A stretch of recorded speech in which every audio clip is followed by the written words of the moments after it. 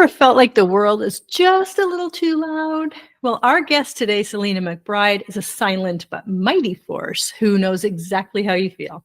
As the founder of the Introvert's Heart, she's here to help us navigate the chaos and find peace.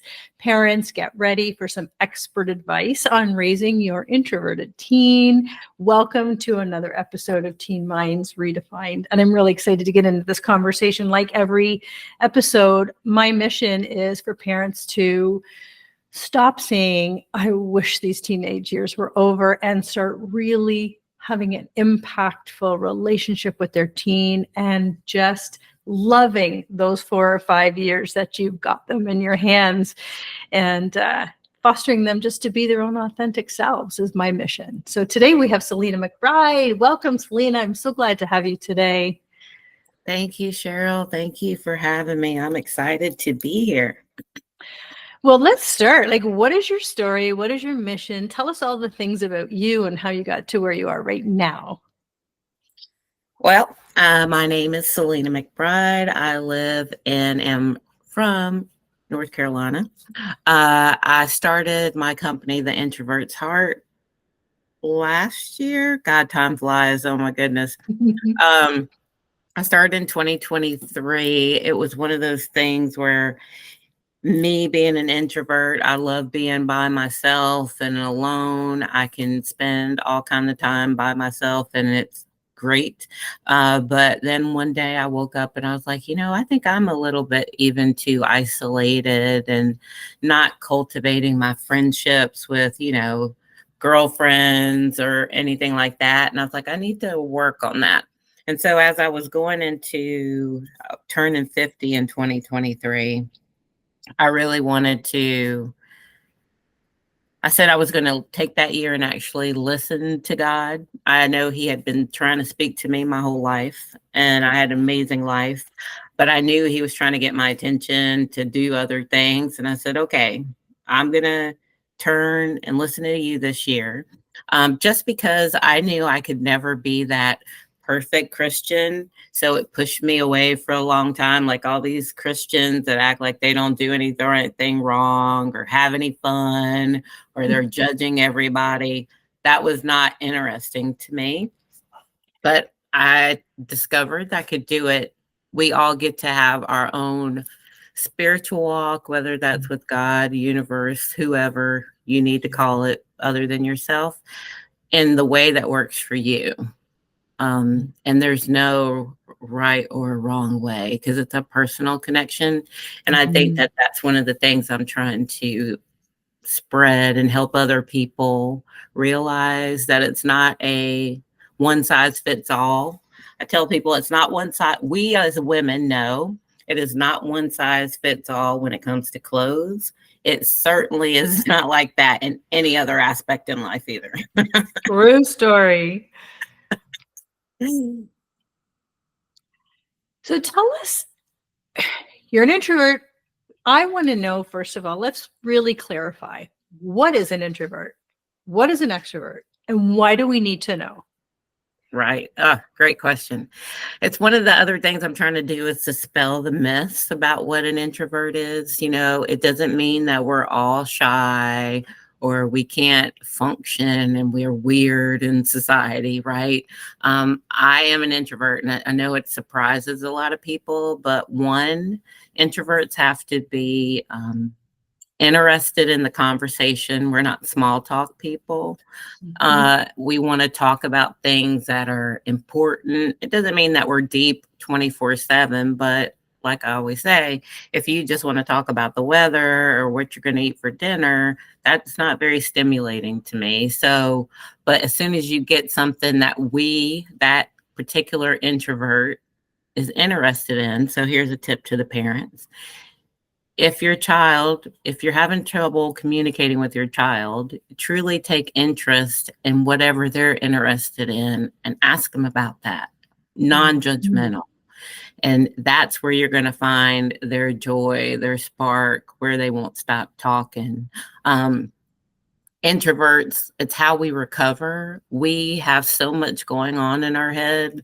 We're processing constantly our conversations, our thoughts. We're learning new stuff. And so once we go out into the world, we need to come and process that event, that day, that party, that school day, we have to come in and kind of work through it for ourselves because we have a lot going on. Extroverts, they don't always need that, they could just keep talking. They could just keep going. They say it, they move on. It's not always so deep for them. And I feel like introverts, 95% of our life is very deep and we can't help it because we're empaths. So we're not only just thinking about ourselves and what we're experiencing. It's like, okay, are they okay? Are they having a good experience? Mm-hmm. We're very concerned about the other people. And it can be a lot.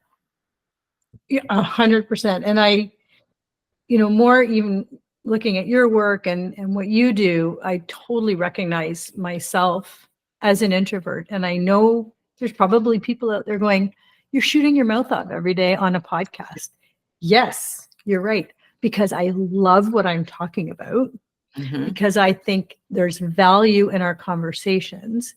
And if you'll notice, my podcasts don't have a whole lot of small talk. We don't talk about little things, and there's nothing wrong with that. But it just, as soon as it goes down that path, I have to switch gears right away, or I start doing my grocery list in my head. I just zoom, like zone right out.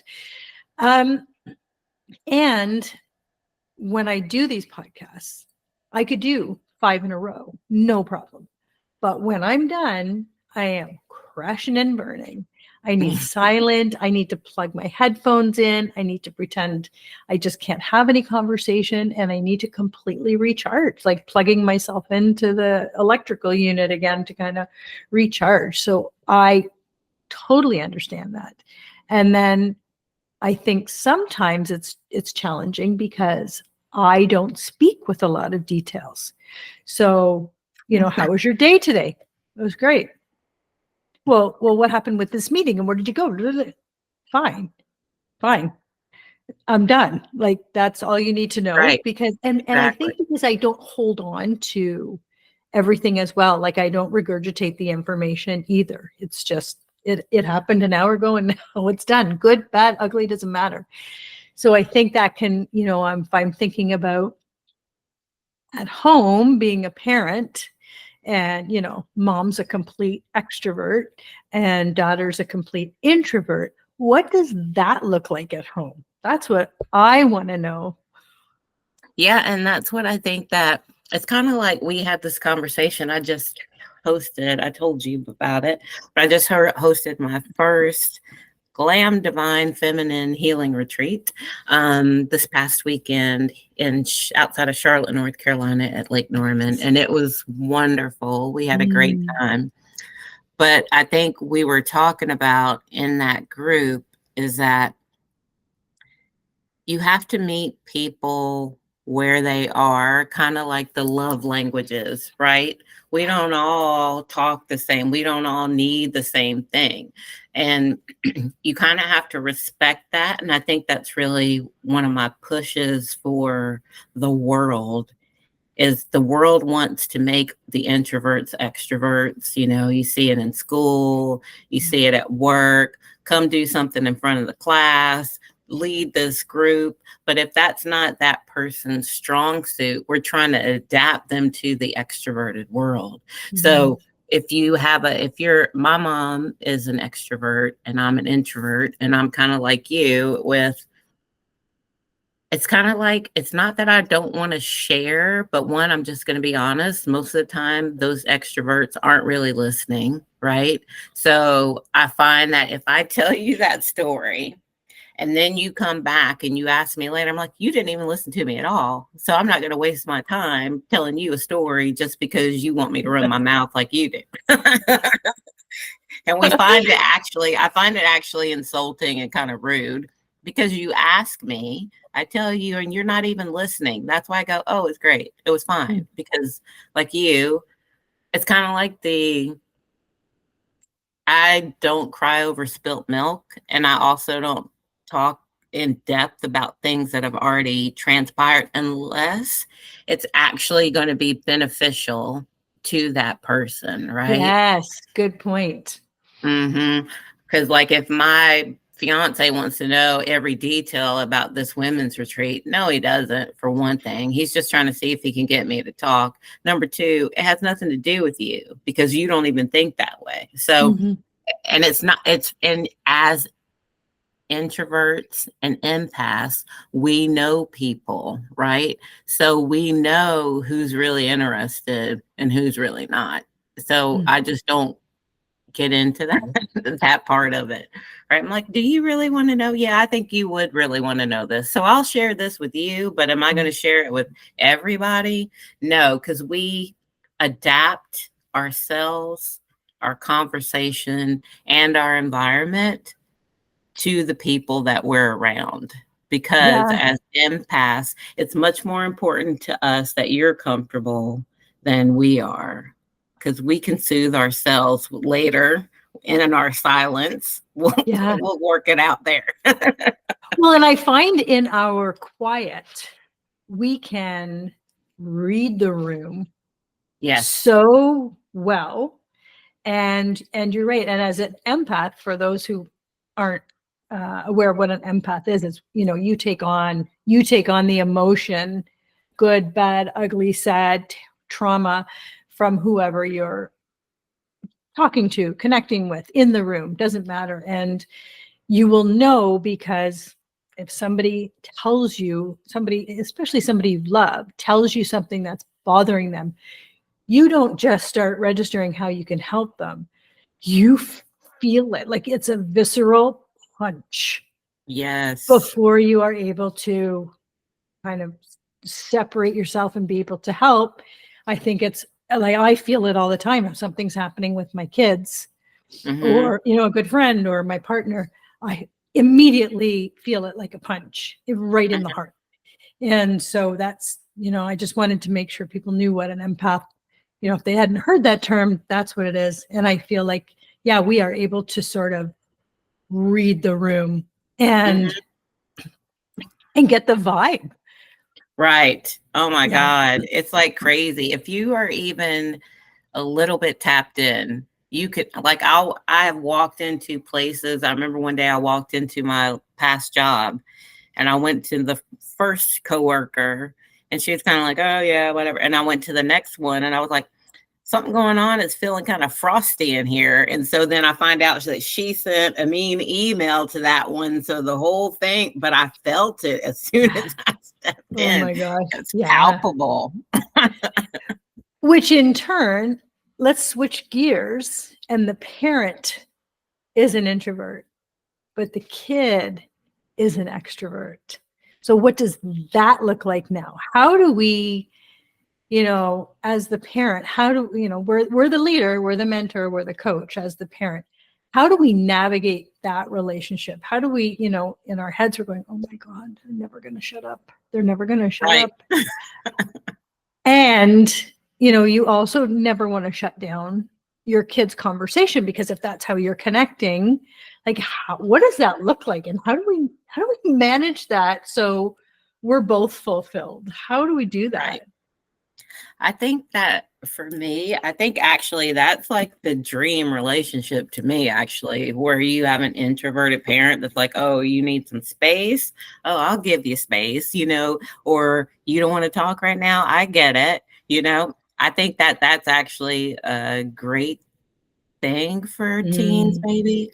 But for me, I think it all really has to be that we all have to get to being just honest with each other about what we need.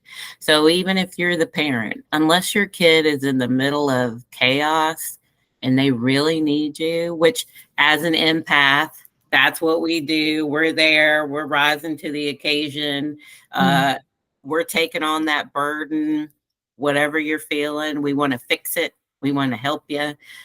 But also, if you are having a moment where it's like, I'm having a tough day, I think parents need to be more honest with kids that, they don't have it all figured out. They're doing the best that they can. Today has been tough for me. Mm-hmm.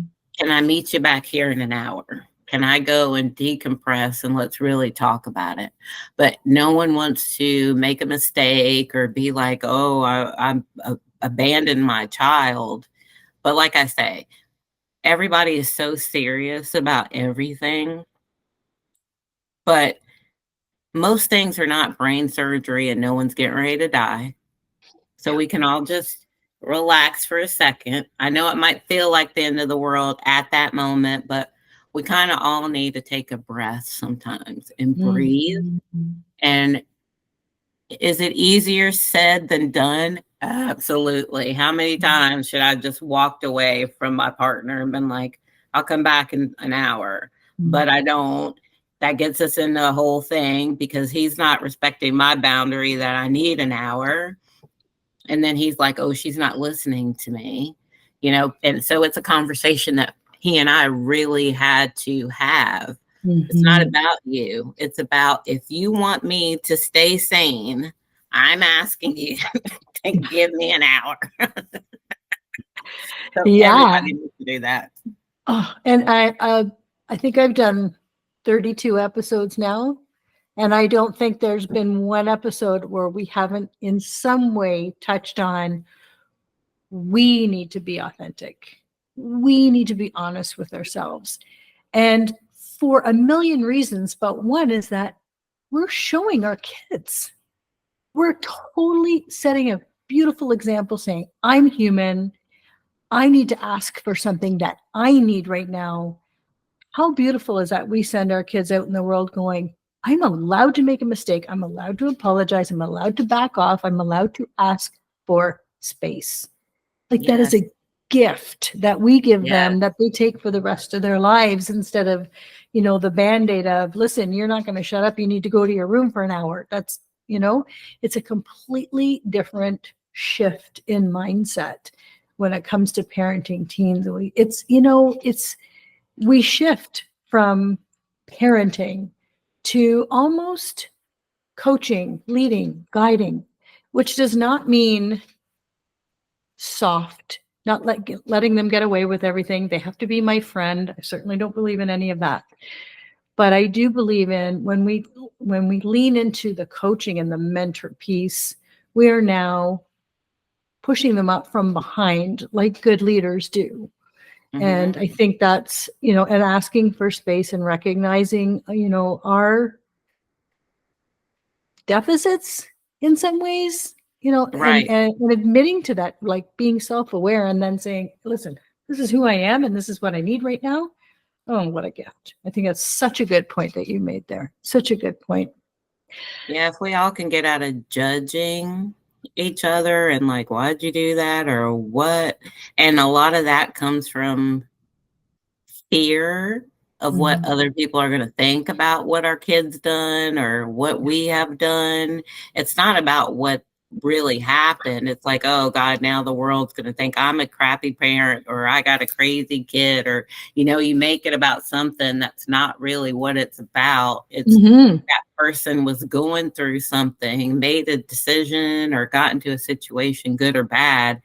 How do we move forward? Because I'm all about how we move forward. If you just want to sit, and a lot of extroverts like to do this, just sit and commiserate about the misery and how awful things are, that's not me. I want to, don't bring it up to me unless we want to talk about how we're going to fix it. Yes. Or what we can do to make it better. But just to sit and complain, and it's a really bad habit. It's like almost like pessimism, being judgmental of other people, so that people are judgmental of other people to make themselves feel better about who they are and not deal with their own stuff. Well, at least I'm not. At least I'm not doing what she's doing. At least I'm not doing, Yeah. And it's how are we actually.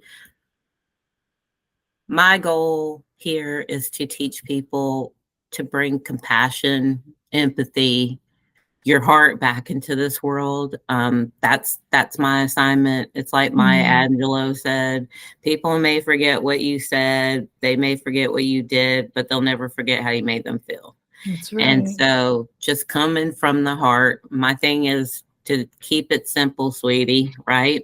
Just don't be an a-hole. Just be kind, put Yeah. yourself in other people's shoes and be like, oh, I can see that how that was hard for you, or it's a tough situation. How can I help you? That's it. Yeah. And and when we talk about the judging, we also need to stop judging ourselves as parents. Like we, from meet you made a good point. You meet people where they're at, meaning anything you've done prior to a conversation is you did the best you could with what you had. And I always say parents parent out of love Right. 99% of the time. Right. And so when you know you're coming from love and you've made a mistake, then you can forgive yourself, stop judging yourself, and how you're right. How do you move forward from here? And I think that's so important because we can slam ourselves as parents all the time. And sometimes it's just having these types of conversations, jumping into podcasts, jumping into those sorts of things where you're hearing that shift in mindset that you had no idea was there. Sometimes it's just I feel like people sometimes have a blind spot, and I just want to hold that flashlight and say, there it is, there's the light. And they know they don't need anybody to tell them what to do. They just need to kind of shine the light on that blind spot and say, oh, okay. And sometimes it's previous trauma. Sometimes it's just we're parenting because our parents parented like that because they were parented like that. And times change, the world is very different. And so it's an absolute necessity that we shift our mindset into, encompassing all the changes that are happening in this world. We're not just in this little box of parenting. So I want to go, and when we talk about introverts, there's always this, oh, she's just shy. Can we talk about that comment? Oh, she's just shy, or he's just shy, or they are just shy. Talk about that. Talk about how that feels to you. Yeah, well, it's like I said, it's people's their own things that they're dealing with or their thoughts or whatever is how we view the world and other people a lot, right? And so because I didn't present the same way as my mom and my sister, then I was the shy one. I was the quiet one, But like you said before, we're just sitting back and we're just observing, especially in a new situation. And I sit back and being quiet, we figure out who thinks they're in charge in a room, who actually really is in charge. We find a lot out, and then we come in because I could say it's like a military thing, is they call it recon. It's like we're in there, we're getting the lay of the land, figuring out the people, where we fit in that group. And it's not, if you actually give us a minute to get comfortable with you and feel safe in there, then we become these people who people are like, oh, you're an introvert? Who would have known? But we need to be comfortable and feel protected. I am a Cancer. I am a middle child. I am an introvert. So all that stuff makes me very internal. I've got trauma from being a middle child, not feeling good enough and trying to measure up to these people and getting lost in the shuffle, feeling like I got lost in the shuffle. But then I was very sensitive as a Cancer and an introvert, and my mom and sister are not that way. Not that I'm blaming them. We were just very different. So you'd say something to me, I'd start crying. And my mom's like, I can't say anything to you. You're going to start crying. I'm like, I'm just sensitive. I can't help it. But, it's seen as a flaw. So, that early I got the message. And it's not that she meant it. And I always tell her this, you were doing the best you can, right? I had a really good friend. And when she was having her kids younger, she's like, oh, I'm so worried about this and this. I said, listen, you got to let that go. because it's going to be that one thing. You were so worried about these things because that's what happened to you. You want to make sure you don't repeat that pattern with your kids. And then that kid is going to come back to you in 20 years and be like, oh, you messed me up because of this. And you're going to be like, oh my God, I tried that. Because we're all just doing our best. Yeah. And that's all you can do is your best. Yeah, 100%. Is there a point where if our kids are introverts, is it a myth where they need to have more friends? Or is there a point in time where we go, I'm worried this might not be introversion, this might be isolation? Is there a point where we need to go, I need to jump in here, I need to do something different? I would say so. Like if you don't have, because that's the thing with me, when I went to school, it was kind of almost totally different because I was amongst my peers. I fit in. I was kind of very extroverted because I've stayed in the same place really my whole life growing up, and I had a good school experience. Mm-hmm. So for me, it was kind of opposite. It was my home life that I kind of felt lost, and then school was okay. But if you have a child, I think there's never I don't think there's a number, but as long as they have someone in their life that they can talk to, they only need that one friend, that two friends. They don't need to be the most popular person in the school. You just need to know, and you can see that in your child if they're at peace or if there's trauma going on. But if they're comfortable who they are, but you have the parent had the dream of, well, I'd love for her to be head cheerleader because I wasn't, and that's what I wanted to do. Don't put your stuff on your kid because you're trying to, I say it like the women, and I'm not talking about it because I hosted a pageant for a while, but like the ladies who have their kids in the pageants, like toddlers and tiaras, a lot of them, their life is not quite going how they thought, and they are like, oh, I'm going to live vicariously. People putting their kids in the entertainment industry, vicariously through, you're trying to redo your life through your child. Parents need to stop doing that. Stop doing that. Hallelujah. They don't have to go to university. They don't have to have the life that you didn't have. They don't, none of that. None of that. Thank you. Thank you. And they don't need to be the big, if you are a parent who's an extrovert and enjoy lots of social time and have friends over and dinner over, and your kid has dinner and then wants to go to their room because it's too much, then lot. Are you concerned about, but all your aunts and uncles are here and all your friends are here and you need to, you need to be here in our space? No, we have to really respect that. And this all comes back to, you're having the party because you're an extrovert. Great.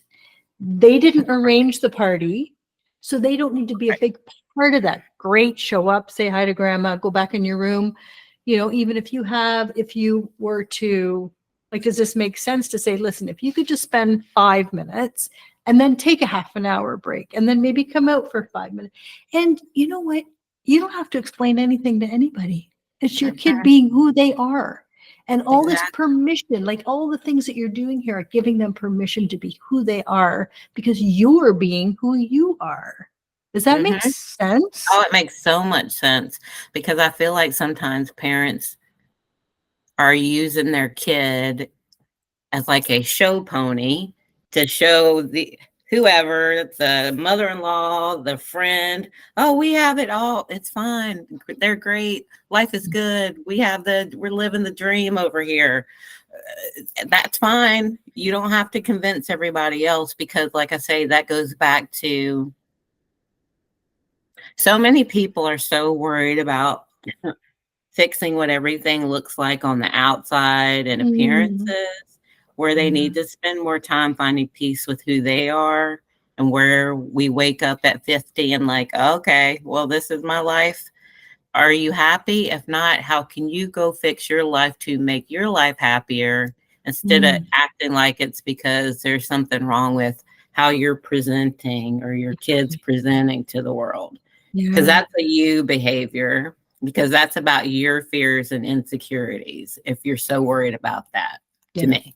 And here's the good news. The good news is if you, as a mom, a dad, a parent, doesn't matter, are doing the inner work, and it doesn't matter what that is, whether you're reading, whether you're meditating, whether you're walking, whether you're learning about why you reacted the way you did. If you are doing all of that inner work, guess what?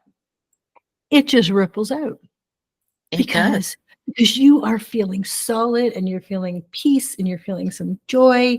And what you're going to start noticing is your reactions to things are going to be very different. Exactly. What you find, what you thought was very important before is now not at all important. And that's why it's good news. We don't have to spend any money. We don't have to put them in appointments. We don't have to do all of that, because whenever we're authentic, the energy field around us goes, and it feels so good.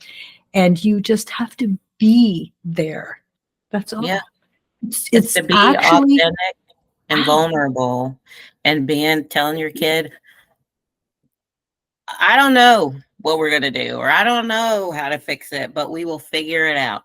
Like I said, if no one's dead or brain surgery, we can all fix it. We can all figure it out. Don't act like the mistake that they made, oh, it's the end of the world, and now you've ruined all this that we didn't know. It's like, I made mistakes. That's the thing to me also. Parents aren't honest with their kids about all the mistakes and bumps that they went through in life. And they try to act like, oh yeah, I'm fine. No problems over here. Right. But if you were honest with your kid and said, that's how you break generational curses.